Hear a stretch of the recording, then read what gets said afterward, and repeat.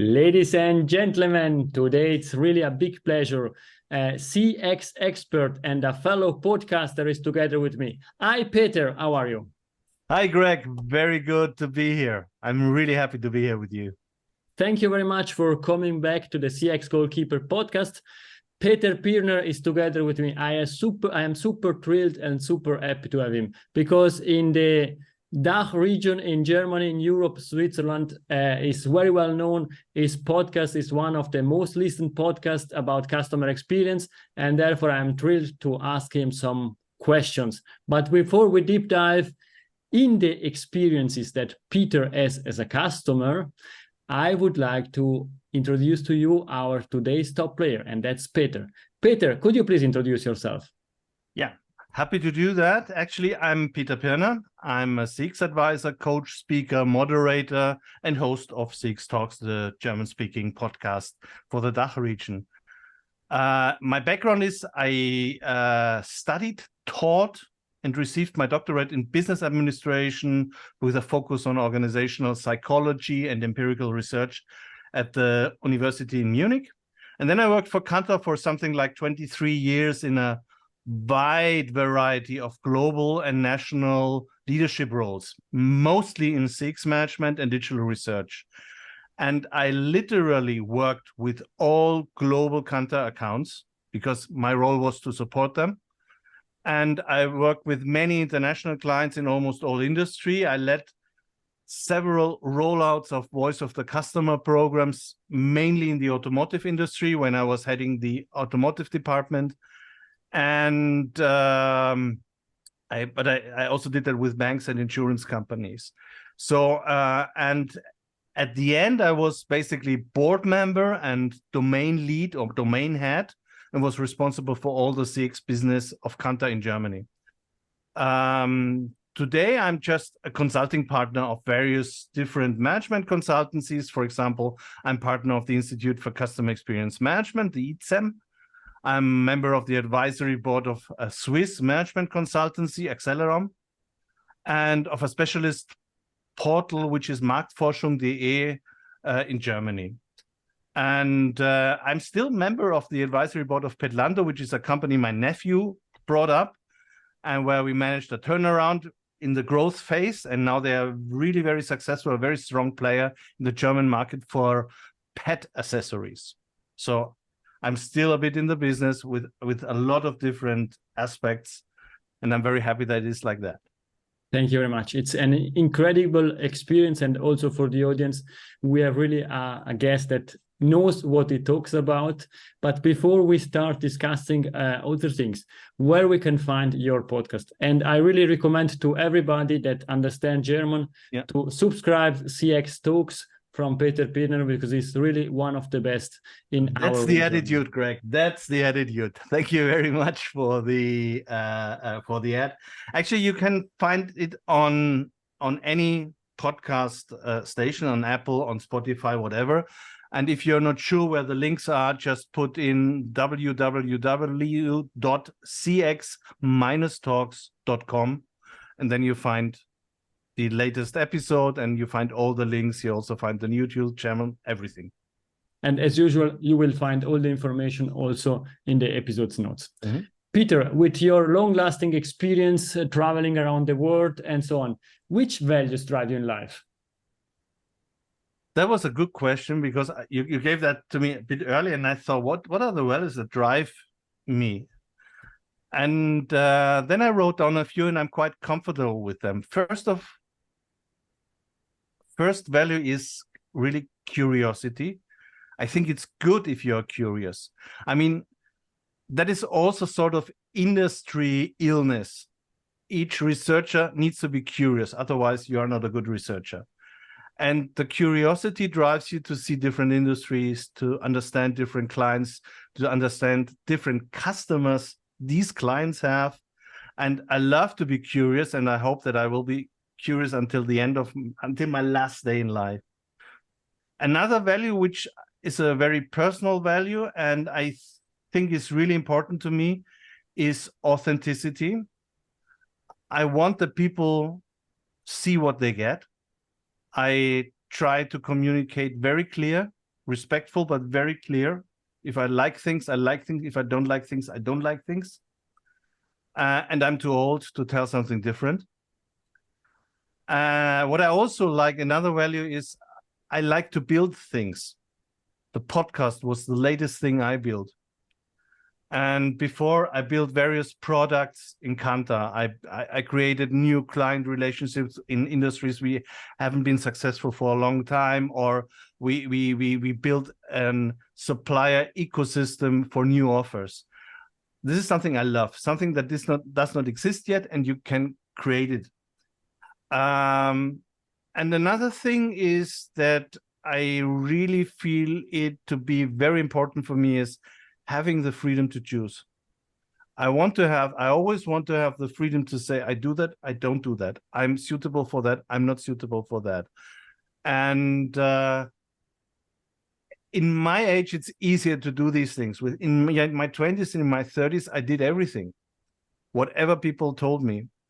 And I really enjoy that I changed as a person to take this freedom and to make my own decisions. And actually, this led to a more, satisfying life, actually. Thank you, because these are not values, but are also learnings from your career, from your personal experience, and a lot of them I share too, and therefore super keen to start understanding and deep diving in your experiences that you can then analyze, and we can deep dive together as CX experts, CX aficionados.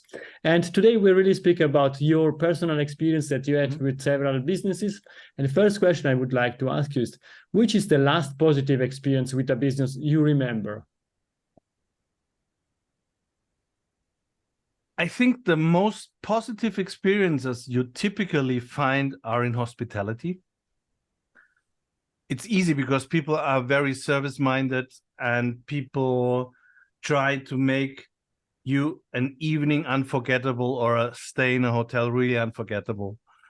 And as I made many good experiences in this hospitality area, I still would say I made a very special experience in a restaurant we go to for now 15 years in Barcelona. My wife lives there, and she lives in that barrio. And they have excellent food. There are not many tourists there, family-led, mid-level, really nice people. They know us by name, which I typically don't really need, but I'm probably the only German who goes there. And before August, we went there, and it was also their last day before they went on summer vacations. And then happened something which is really special, because we go there anyway. And out of a sudden, every single one of the 3 waiters or waitresses came to our table and wished us wonderful summer holidays, and explained a bit their story, why they go there. They shared intimacy, they shared their own private life. And so we all were really, it was a very nice experience, because you form part of the whole group. And then I went to the kitchen and I said bye to the chef, which I enjoy for 15 years. And he said, you are Peter. They all talk about you, but I did not know that you are that. And my big learning is that if you want to make great experiences, you need to give something also to the people who create these experiences. Service is always a two-way interaction. If you're an asshole, they treat you like an asshole. And if you're nice to people, typically most of the people really treat you very nice. This is not only true in restaurants, but it was so obvious in that very moment. And I was so touched, because, I mean, we always had good experiences there, but actually this was really like family in this moment, without pretending that we are family. And then I thought we too often forget that it's part of an really positive experience is our personal attitude. Do I want to have a positive experience, or do I want to have a negative experience? And I always make the face that people say, oh, whoa, whatever we do, this guy will not be happy. So for the sake of your own mental healthiness, try to be positive, and then you make much more positive experiences than you thought. I think what you're saying, it's really interesting because it's clearly shows that it's customer experience or business is a relationship between two parties, and both parties need to agree to have a good relationship. We always talk about what does a company need to do in order to make their clients happy. The reality is sometimes also the clients need to do something in order to allow a company's employees to make them happy. This is true in B2B. This is true in B2C. This is true in hospitality, in whatever, in any service industry business. It was also true in research. No, exactly. And the second thing that stand out to me, it's empathy, really taking care of the others and what they are thinking and what they are doing. And this is the key. There is no technology yet that it's able to replicate empathy and understanding exactly what's going on. And I really like this first story. Trying to go perhaps to a not so good story, could you please share with us the worst experience you have had with the company and why it made it so worse?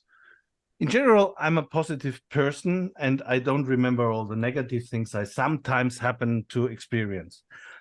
But there was one thing that really stood out, and I even made a podcast episode on that because I was so angry. And actually, it was Dyson. And I love their products because the products are really great products. With one exception, the damned ventilator I bought for more than 300 euros, he made noise. And if you buy a very expensive ventilator and you're close to the end of the guarantee, then you don't want to have a ventilator that still makes noise. So I took my chance 2 months before the end of the guarantee, and I said, look, something goes wrong. I sent everything in, check it, and please repair it before the guarantee is over. So I sent in the original, including the packing and the remote control. It came back 1 week later without the packing and without the remote control. And then I could not even test it. Then I wrote, what's that? I said, you should have read the instructions. Why did you send the remote control? So actually my temper started to get a bit angry. Then they sent me with a very bad, then they sent me an email, look, this is a new remote control. We understand you need to test it, but actually it's your fault. And we just do that as a service to you. And I said, look, you lost my remote control, not the other way around. I started the remote control and the noise was still there. I said, hey guys, then I wrote on various channels, now you can escalate it because I know the processes in service management. So just put me on the next level and please pass it on and treat it seriously. Otherwise, I really get angry. And they said, okay, send it in again. I sent it in again. I received it back. Same noise. And then I really escalated and I was menacing them that I would put it on social media because this is not the way how to treat customers.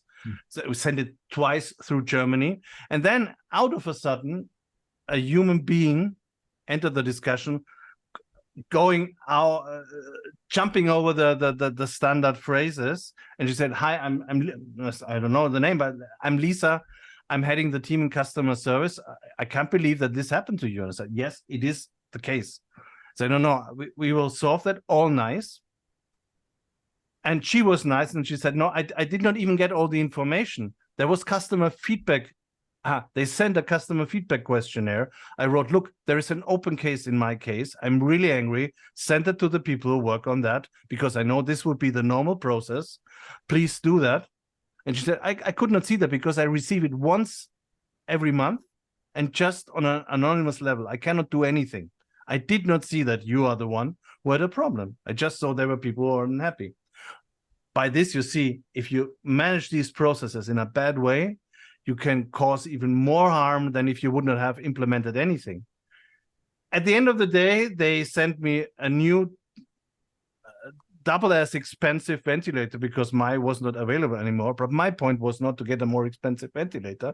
I wanted a white one, and they sent me a golden one. I did not want a golden one, even if it's worth 600. So I sold it.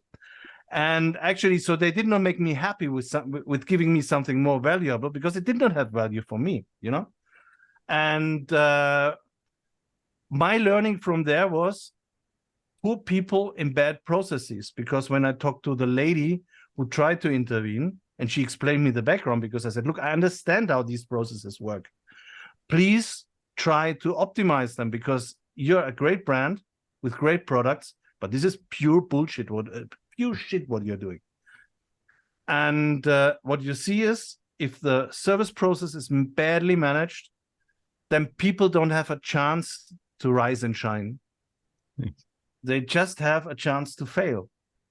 And those who love to fail for a long time are those you do not want to have in a service organization, because most people just want to have success. Most people really want to make customers happy. And for that reason, it's really extremely important to understand the service journeys, to optimize your processes, and to give your employees the chance to intervene when things are escalating. This was actually less than amateur league of a premium product. I think what you're saying, it's really interesting, because if you need to stick to the processes and procedures, then you will never find a solution. We need if they're bad designed, if they don't have something, if they don't have a chance to create a workaround in a specific situation. And for sure, again, back to the human connection, somebody trying to understand and trying to empathize with you, finding solution, but they were not able to find the right solution. But you are a positive man, as you said at the beginning. Therefore, let's try to find out something positive. Is there a specific customer service interaction with the company that stood out, that was really positive for you? I mean, there is one general answer I always give, and it's a bit like people say the brand I love most is Apple, blah, blah, blah. Yes, I like Apple. I have all Apple stuff. But in terms of service, I'm still amazed after all these years by Amazon. Because when they promise something, if it's delivery date or if it's whatever it is, they always keep their promise. And if something goes wrong, they solve the problem without big argumentations. They just solve the thing. Say, no, send it in. You don't need to argue. Just give it back. And I think this, for me, is still the benchmark in service processes. But it's a big machine because it's Amazon. Yes. And of course, you can also have the opinion that you don't want to feed a big machine like that. But a few months ago, as you are saying, I bought a second-hand book from Amazon, and they promised to deliver it within, I think, something like 2 weeks. And after 2 weeks, I didn't receive the book, and I was not aware of that the 2 weeks were gone. And I got a refund. First of all, automatically, they said, we didn't kept our promise, and therefore this is the refund. 2 days later came the book. And then I asked, how should I pay now the book? Because I got the book. And they said, no, we didn't reach our promise. You keep the book, you keep the money. The money is our fault. And that was, okay, this is really incredible. And I think the consistency of having a clear promise and a clear process, if you keep or not keep the promise, exactly, that is the strength. It's not the promise itself. It could be for example, it depends a bit how you promise things. For example, in logistics, there are 3 major logistics providers here in Munich. The one describes from the very first moment, I come in a time frame of 1 hour between 2 and 3. And over the day, this 1 hour moves.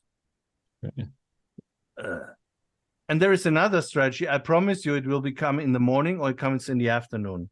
And as soon as I know a bit more, now I can promise you it will come in the next 2 hours or 2 hours later. And then actually you said, look, it should be there in the next hour or in the next 20 minutes. So they use informations they have in the logistics process to make a good promise, which they can keep. The other ones make a promise they can't keep. And I say, why do you send me timings if you change the timings after that? And I understand that you cannot promise me exactly in the beginning of the day what will happen 5 hours later, because there could be a traffic jam, there could be anything. And so the brand promise, the service promise is key externally and internally as well, because if people think it's a reasonable service promise we make, then there is a reasonable KPI you can work against. And this leads to normally better processes and better experiences on the client side. You mentioned already earlier writing feedbacks, and I think this is one big topic in our field in customer experience. Did you write a positive review about an experience, and why? I mean, I think review management itself is really very, very interesting. I read reviews, and I also work with a review company here in Germany that collects reviews from all different sources on products, and they can analyze these reviews also to find out if there are quality issues. I don't write reviews on products normally, but I write reviews again in hospitality, because for them a bad review can be a real danger for the business. So the more reviews you have, then maybe one or two, which could be even your competitor, do not count as much as the many you had with positive reviews. And if I liked it, I'm really happy to write a positive review in that case. But I think that is the industry where reviews have an almost too big influence on the business. No, that's clear. I think this is the fuel that people, companies should use to understand what's happening in the business and to take actions out of it. Perhaps the last question: how you found yourself?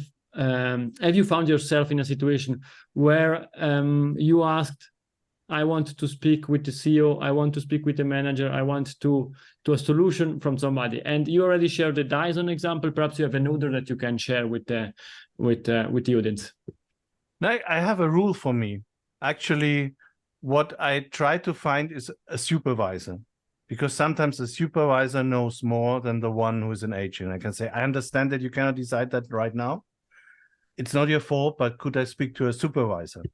Which is a good possibility to get on in a service process that doesn't work perfectly, and to keep everybody in a comfortable position. What I don't do, I want to speak to your manager, because this is just, I want that he makes you a hard time afterwards. No, because actually this does not help me in that very moment. And actually, to CEOs, I know there is a sport to write to a CEO to make to get something you otherwise nobody would give you. I think that's not by far most of the cases. This is simply not fair. It's just a game. And actually, I made this game when I was a student. I wrote to the Bavarian prime minister and complained about the bad weather. And the only thing was that some people in his department need to write me an answer. The prime minister really regrets it, but he cannot change the bad weather.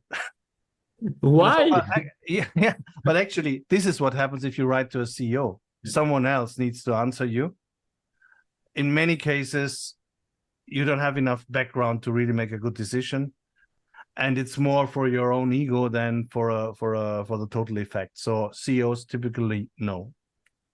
I think what you're saying, it's interesting, not willing to be unpolite, but the big question is, does the CEO knows more than the supervisor? I am not so sure. That's the first question. And what I understand, and I like what you said, I want to speak with the supervisor because the supervisor's more decision power. But the big question that I have is why the employee speaking with you doesn't have the power to solve your issue, because we are always speaking about empowerment, ensuring that employees can solve self problems, questions, answer questions, and so on, but they are not allowed, they are not able. And this is something that I still struggle, because for you it's a service disruption. It's not the first contact resolution, because you need to speak to somebody else, you need to explain it again, and so on. You lose a lot of time. We made research on that, actually. I had a client who had a problem with the complaint process. And so we tested various possibilities to improve the whole process, and checked how big the effect was on the customer experience or customer satisfaction in that case. And the biggest effect was that an agent could then decide up to 100 euro completely on his decision how he wants to compensate the client. And this client was a bit afraid that this would raise the costs for compensation payments.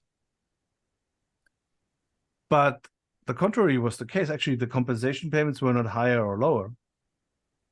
On average, it was still more or less the same. And even if everybody would always have given the 100 euro, which did not happen, then it would still be cheaper than having various escalation processes, because it's a very, very simple calculation. And I think it was Niels Hafner who told me they made similar experiences also with the contact center. And I think this is something, if you have the trust that people make a good decision and you give them a certain budget that allows them to make a customer-friendly decision, this is a very clever investment. In reality, many companies have learned that also over the years. And what you're saying, we have this great example from Ritz-Carlton that every employee has this budget of some 1,000 euros to spend to solve these issues. Exactly. And one senior manager was asked about that, and he said exactly what you are saying. First of all, they're not always spending the whole amount. And secondly, the customer lifetime value is $250,000. Therefore, if you compare that, it's not so much. No. We are coming to an end of this game. Yeah. I still have, for the last few minutes, the extra time of this game, few questions for you. First of all, we are back on the CX Goalkeeper podcast in 10 years from now. What we're discussing about? We discuss probably more or less the same topics, but we give them maybe different names. Because I started with customer satisfaction, then with stakeholder management, then blah, blah. Now it's customer experience management. But it's behind that is classical leadership in companies, probably with different technology, certainly with different people. But it's all about making companies better serve their customers. I really love that. And one side note, we're speaking now since 50 minutes. It's the first time that you mentioned the word technology, and I love technology. This is what I really like. We spoke about your personal experiences, and it was always about processes and human beings. Yeah. And what I see if I open my LinkedIn feed, it's always about technology. But the reality as a customer, we have issues with processes, and we need people to find solutions. But technology forms part of a good process. And I think the intelligent people in the technology companies, at least beyond the standard marketing message, they address always, you need to be very clear where you want to go, what you want to achieve, how you want to achieve that, and what role my technology plays in that. And if you are not clear in that, I can make a sale, but we cannot make it a real success story for you. I fully agree. Technology is the mean and not the solution, and therefore it's why I really enjoyed this discussion. Mm-hmm. What's the best way to find you?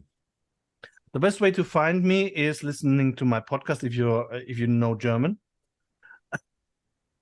Or you send me an email at pirner@cx-talks.com. I will be happy to answer to that, or go on the website. Thank you very much. I will share all the links in the show notes, podcast, LinkedIn, and email. And now really the last question is Peter's golden nugget. It's something that we discussed or something new to leave to the audience. 2 years ago, you got me with a golden nugget and I did not have one. Then now this time, this will not happen again. And I thought about it and I thought, yes, this is what it is. Successful customer experience management always starts with listening. You listen to the customer, you listen in a one-on-one, you listen to your customer in a feedback system, you listen, you try to understand where does he come from before you offer something. So if you cannot create great customer experiences if you don't start with listening. And you should also listen to our podcast, yours and mine. Thank you very much, Peter. It was really a great pleasure to have you back on the CX Goalkeeper podcast. Thank you very much. Thank you very much. Please stay with me. To the audience, it's everything. I hope that you enjoyed this discussion. Absolutely. Please follow this podcast, follow CX-Talks. You will find all the links in the show notes. If you understand German, thank you very much and bye-bye. Bye-bye.